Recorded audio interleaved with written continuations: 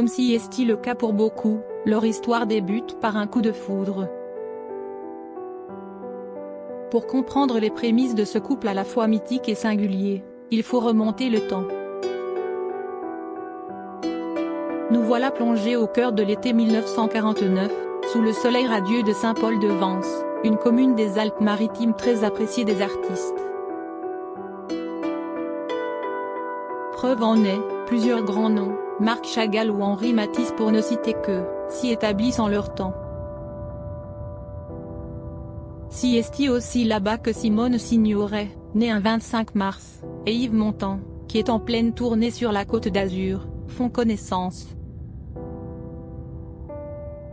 La rencontre précise a lieu à l'hôtel-restaurant La Colombe d'Or, une étape obligée lorsqu'on séjourne dans ce village. L'écrivain Jacques Prévert, qui a lui aussi ses habitudes dans ce troquet, joue les entremetteurs. Entre la bourgeoise parisienne et le séducteur marseillais, s'y est le choc des cultures. Yves Montand, qui sait y faire avec les femmes, tombe aussitôt sous le charme de l'actrice à la voix grave.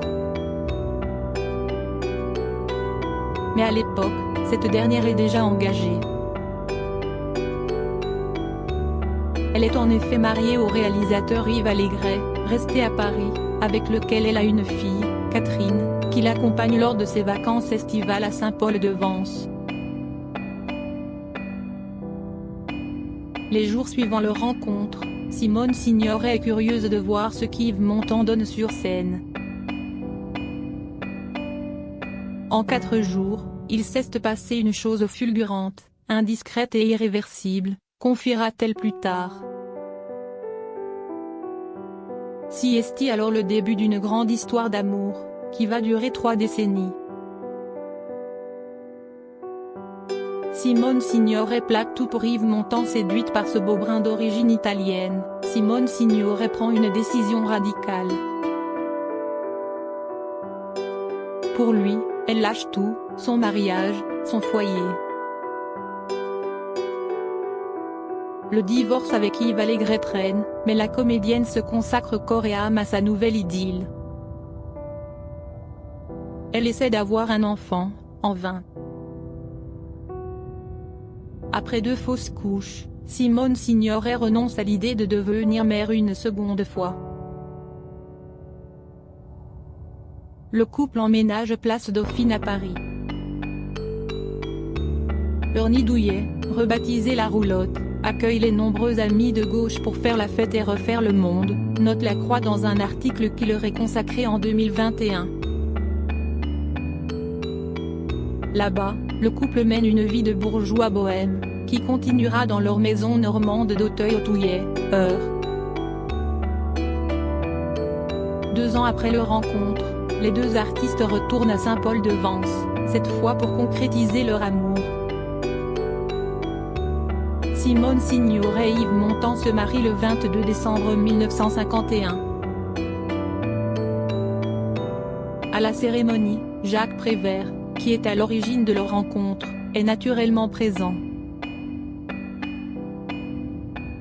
Après leur union, Simone Signoret et Yves Montand gardent un attachement particulier à cette commune des Alpes-Maritimes, théâtre de leur rapprochement. Pendant plus de 30 ans, ils y retournent prendre le soleil, plusieurs fois par an. Dans les années 1980, le chanteur, qui ne se lasse visiblement pas d'y faire un saut, y acquiert une petite maison, au pied des remparts du village, comme le rappellent nos confrères de France Télévisions. Un couple engagé s'ils n'ont rien en commun à première vue, Simone Signoret et Yves Montand sont des artistes engagés. Bien des fois, ces 2 intellectuels utiliseront leur notoriété pour servir des causes qui leur tiennent à cœur. Ensemble, ils se réunissent autour de nombreux combats, contre l'arme nucléaire, le macartisme, pour l'indépendance de l'Algérie, les réfugiés chiliens, SOS Racisme. Mais aussi contre les horreurs du bloc soviétique, rappelle La Croix. L'engagement de Simone Signoret se ressent aussi au travers des rôles qu'elle choisit. En 1970, elle joue d'ailleurs aux côtés de son mari dans L'aveu de Costa Gavras. Ensemble, Si esti tu, une histoire d'amour et de sacrifice. Les années passées, Simone Signoret ne semble vivre que pour cette relation fusionnelle. Elle assiste à tous les concerts de sa moitié, quitte à parfois délaisser sa propre carrière d'actrice. Une vie conjugale se construit sur des bases solides et si est une loi de la nature, l'homme domine, la femme se soumet, reconnaît l'actrice, dans des propos qui feraient bondir n'importe quel féministe, cité par nos confrères de La Croix en 2021. Je n'ai jamais été autre chose que sa groupie. Et j'en suis très fière. Un mode de vie clairement assumé. Cet amour inconditionnel, elle le vit au détriment de sa carrière, mais aussi de sa vie de mère. Sa fille Catherine peine en effet à trouver sa place au milieu de ces deux fortes personnalités. Ma mère, note de la rédaction, était proche de tous les désespérés du monde mais elle ne voyait pas toujours mon désarroi, là, juste à côté d'elle, confie Catherine Allégret à Gala en 2013. Quand j'avais un grand moment de solitude, j'allais enfouir mon nez dans son manteau de loutre pour respirer son parfum, se souvient celle qui a été séparée de son père très jeune. Un trio amoureux avec Marilyn Monroe. Simone Signoret est une actrice qui détonne. Contrairement à d'autres de ses consoeurs plus lisses, elle fume et boit en public. Mariée à un homme volage, elle demeure fidèle. Des conquêtes, lui en a eu plusieurs, mais il y en a une qui retient l'attention du public. Un jour de l'hiver 1960, une femme voulait piquer votre bonhomme.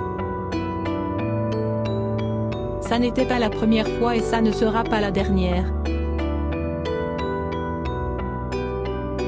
Mais cette fois-là, il y eut des photos puisque la femme en question s'appelait Marilyn Monroe, relate Rebecca Manzoni, dans une lettre adressée à Simone Signoret, lue sur les ondes de France Inter en 2015. Et de poursuivre, j'ai en tête une image où Marilyn se tient derrière votre mari, sur une banquette de bistrot, la bouche en cœur et les tétons en avant. Plus offensif que ça, tu meurs.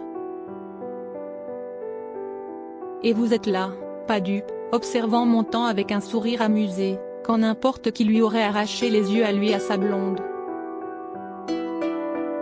Cette année-là, Simone Signoret est au sommet de la gloire. Elle vient de remporter l'Oscar de la meilleure actrice pour son rôle dans Les Chemins de la Haute Ville de Jack Clayton et s'apprête à mettre le cap sur l'Italie. De son côté, Arthur Millet, le mari de Marilyn Monroe, doit lui aussi partir à l'étranger. Simone Signoret est loin et ne peut garder un œil sur son mari. Bien que folle amoureuse, elle n'est pas naïve. Elle sait que, dans son dos, Yves Montand et Marilyn Monroe, qui partagent l'affiche dans Le Milliardaire, se rapprochent. Pourtant, elle pardonne à son époux ses incartades. Je ne peux pas me permettre de juger ce qui a pu se passer entre un homme, mon mari et une femme, ma copine, qui travaillaient ensemble, vivaient sous le même toit et par conséquent partageaient leur solitude, leurs angoisses et leurs souvenirs d'enfants pauvres, confie-t-elle à l'époque, persuadée que ces choses arrivent partout. De son côté, Yves Montand ne visage pas une seconde de rompre. C'est bien simple, je ne peux pas vivre sans Simone. C'est une femme exceptionnelle, déclare-t-il, dans des propos rapportés par Paris Match. Le couple, qui n'est pas à son premier coup dur, tient un bon. Après l'amour, la déchéance si elle tente de faire bonne figure, Simone Signoret souffre. Sans doute plus qu'elle ne l'aurait imaginé. Alors que les crises dans le couple sont de plus en plus fréquentes, l'actrice fume cigarette sur cigarette et se réfugie dans l'alcool. L'écriture, à laquelle elle consacre de plus en plus de temps, semble aussi l'aider. À partir du moment où elle découvre à quel point elle a été trahie, et trahie publiquement, Simone Signoret poursuit sa vie dans une forme de déchéance, explique Gérard Millet, voix off du documentaire Signoret et Montand, Monroe et Millet, deux couples à Hollywood, sur Europe 1 en 2020. Après la liaison d'Yves Montand avec la blonde plantureuse hollywoodienne, la Française aurait en effet fait le deuil de sa féminité. Si est ce que révèle son petit-fils Benjamin Castaldi, auprès de Gala, en 2021, une part de ma grand-mère est morte à cause de cette liaison. Si est ce qui a amorcé son déclin physique. Elle a eu un immense chagrin. Elle était une cocu mondiale. Elle avait trop d'orgueil et d'assurance peut-être pour imaginer que ça lui tombe dessus, mais les photos où on les voit tous les trois sont parlantes. Simone est là, un peu collet monté et en face d'elle arrive une bombe ultra décolletée. Elle a vu son impuissance et ça lui est resté, assure l'ex de Flavie Flament. Pour autant, leur complicité semble intacte. Ils s'engueulaient tout le temps mais, chose curieuse, n'étaient jamais fâchés, observe leur ami Georges Craven, selon des propos rapportés par La Croix. Le 30 septembre 1985, Simone Signoret succombe à un cancer du pancréas, à l'âge de 64 ans. Yves Montand la rejoint 6 ans plus tard, au cimetière du Père-Lachaise à Paris, où ils sont tous les deux inhumés. Et réunis pour l'éternité. Crédit photo, @bestimage direction artistique Gala.